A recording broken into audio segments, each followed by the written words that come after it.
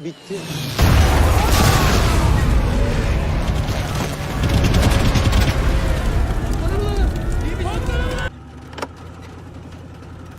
Ali sağda! Aracı terk et! Çabuk!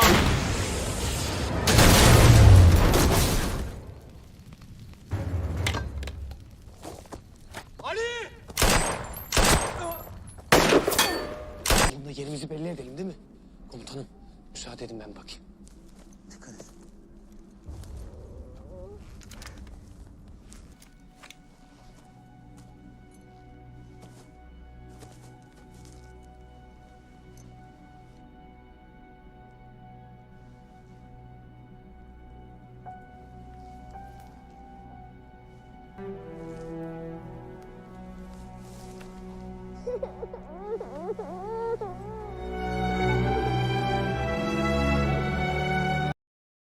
Sebuah film bertemakan kemanusiaan, yang berjudul Ayla the Daughter of War.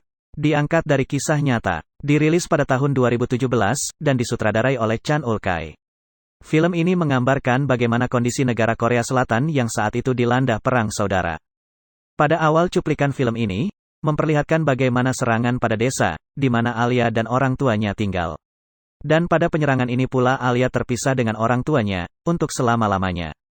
Korea Selatan yang saat itu tidak memiliki kemampuan untuk melawan gempuran dari tetangganya sendiri, yaitu Korea Utara, yang dibantu oleh China.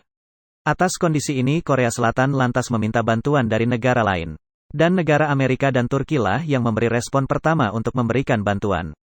Negara Turki yang dari awal berniat membantu Korea Selatan, langsung membentuk pasukan untuk dikirim. Komandan tentara Turki yang ditugaskan untuk membentuk pasukan yang akan dikirim, menawarkan kesediaan untuk berangkat ke Korea Selatan, kepada salah seorang perwira berbakat, yang bernama Sulaiman. Tanpa ada keraguan sedikit pun, Sulaiman langsung mengiyakan permintaan komandan tersebut. Tepatnya pada tanggal 17 September tahun 1950, Republik Turki yang mengirimkan sebanyak 5.090 tentaranya ke Korea Selatan. Termasuk di dalam pasukan itu adalah Sersan Sulaiman. Keberangkatan Sulaiman ke Korea Selatan untuk misi kemanusiaan ini tidak begitu direstui oleh kekasihnya yaitu Nuran, tidak terkecuali oleh orang tua Sulaiman sendiri, termasuk wanita ya bernama Nimat, calon istri pilihan dari orang tua Sulaiman. Dan akhirnya Sulaiman bersama rombongan tentara Turki berangkat ke Korea Selatan, dengan perasaan menahan rindu kepada orang-orang terkasih di Turki. Akhirnya Sulaiman dan pasukan Turki sampai juga di Korea Selatan. Sesampai di Korea Selatan, Sulaiman dan rombongan disambut oleh warga Korea Selatan dengan sambutan yang seadanya saja. Dan akhirnya Sulaiman dan pasukannya langsung menuju base pertahanan pasukan Turki. Sesampai di base tersebut, Sulaiman memperoleh informasi bahwa situasi di Korea Selatan sudah teratasi dengan baik. Sehingga mereka tidak perlu lagi turun tangan untuk mengatasi situasi di sana. Namun ketika mereka sedang membicarakan informasi tersebut, tiba-tiba base pertahanan mereka dikejutkan oleh serangan mendadak. Sulaiman bersama pasukan yang lain berlarian untuk menyelamatkan diri. Akhirnya mereka menuju ke ruang komandan pasukan Turki untuk berlindung serta mengkonfirmasi langkah-langkah yang akan diambil. Sulaiman bersama Ali dan komandan, beserta 2 tentara lainnya, dengan mengendarai mobil, langsung menuju unit 9 tersebut. Namun apa mau dikata, dalam perjalanan, dan waktu itu kondisi malam hari. Di tengah perjalanan, mobil yang mereka kendarai, diserang menggunakan RPG oleh pasukan tak dikenal, dan tembakan tersebut mengenai kendaraan mereka, sehingga rusak berat, akan tetapi, keberuntungan masih berpihak kepada Sulaiman dan teman-teman, karena serangan yang mereka peroleh tidak mengakibatkan korban jiwa. Dengan perlahan-perlahan, Sulaiman memberanikan diri mendekat pada arah suara dan objek yang mereka dengar. Ketika semakin mendekat pada suara dan objek yang hendak dicari tersebut, Sulaiman dikejutkan dengan pemandangan tumpukan mayat dari warga Korea Selatan, yang dibantai oleh tentara Korea Utara. Namun yang paling mengejutkan dari itu semua adalah, ternyata di antara tumpukan mayat tersebut, Sulaiman mendengar tangisan seorang anak perempuan kecil, sedang memegang tangan ibunya yang telah meninggal. Tanpa pikir panjang, Sulaiman langsung menghampiri anak yang telah kedinginan tersebut untuk digendong. Anak kecil tersebut yang awalnya tidak mau. Dikarenakan ketulusan hati Sulaiman, akhirnya anak itu menerima gapaian tangan Sulaiman, dan langsung menangis di pelukan Sulaiman. Dan akhirnya gadis kecil yang mereka temukan itu, mereka ajak ikut serta dalam perjalanan menuju unit 9. Sesampainya di unit 9, Ali meminta rekannya untuk mencarikan susu untuk anak kecil tadi. Karena kehausan, Sulaiman dan Ali mendiskusikan tentang anak kecil yang telah mereka selamatkan. Salah satu hal yang mereka diskusikan adalah nama apa yang akan mereka berikan untuk gadis kecil itu, dan akhirnya mereka memberikan nama Alia untuk gadis kecil tersebut. Sepulang dari tempat unit 9, rombongan Sulaiman hendak kembali ke base pertahanan mereka. Alia pun masih tetap ikut bersama mereka, karena Sulaiman tidak tahu tempat di mana menitipkan Alia. Dalam perjalanan menuju base pertahanan mereka, terlihat Alia makin merasa dekat dengan Sulaiman, dan tidak ingin dipisahkan. Pada suatu ketika di dalam perjalanan, konvoi kendaraan Turki harus berhenti mendadak, dikarenakan salah satu dari mobil mereka rusak.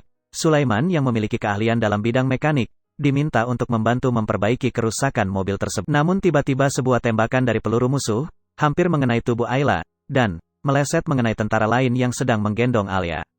Di titik ini, terjadi baku tembak yang tidak seimbang antara pasukan Sulaiman dengan pasukan musuh.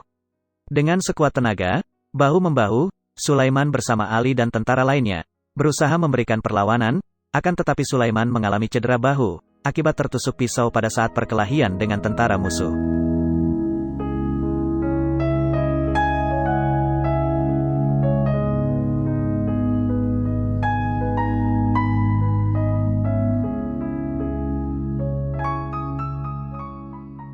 Pada saat Sulaiman dirawat akibat luka tersebut, Ayla si bocah kecil selalu menemani Sulaiman. Di sini hubungan emosional dan rasa sayang antara Sulaiman dan Ayla semakin erat. Ayla menjadi begitu dekat dengan Sulaiman, dan tak mau dipisahkan. Semakin lama Ayla tinggal di base tentara Turki, membuat Ayla dikenal dan dicintai oleh seluruh tentara Turki yang ada di sana. Seakan-akan para tentara Turki memiliki seorang maskot yaitu Ayla.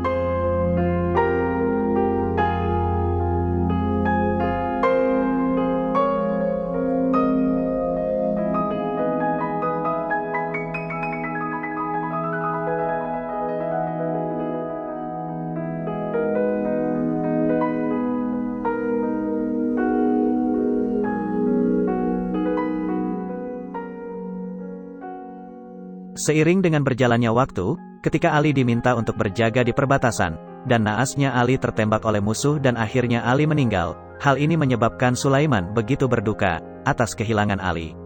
Dalam kondisi Sulaiman yang sedang bersedih, Alia mencoba menghibur Sulaiman, yang membuat hubungan mereka begitu dekat seperti anak dan ayah.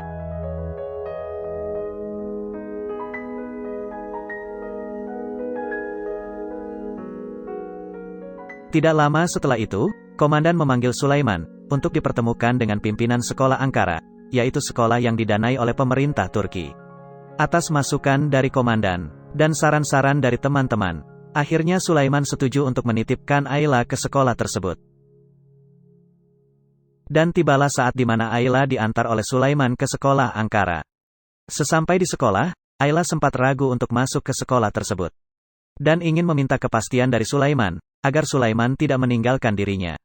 Dengan bujukan dari Sulaiman, akhirnya Ayla bersedia untuk masuk ke sekolah tersebut.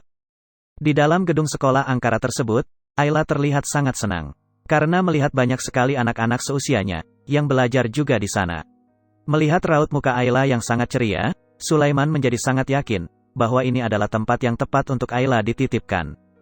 Dengan berat hati dan penuh kesedihan, Sulaiman pergi meninggalkan sekolah tersebut, akan tetapi tak lama setelah itu, Ayla berlari menyusul Sulaiman, sambil menangis, dan berkata, "Papa, Papa, kenapa saya ditinggal?"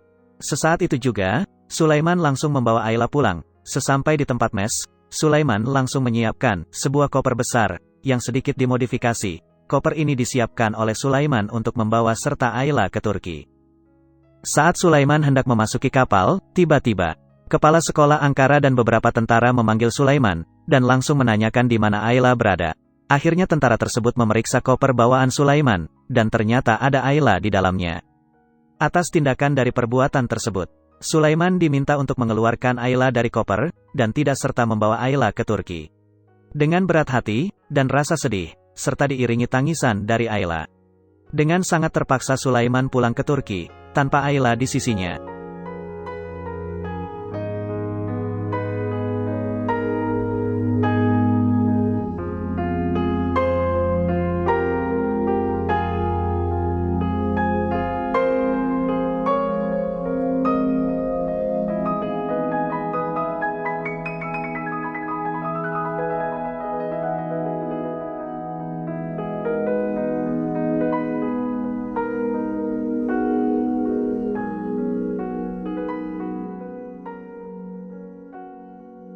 Sesampai di Turki, Sulaiman disambut oleh beberapa orang teman.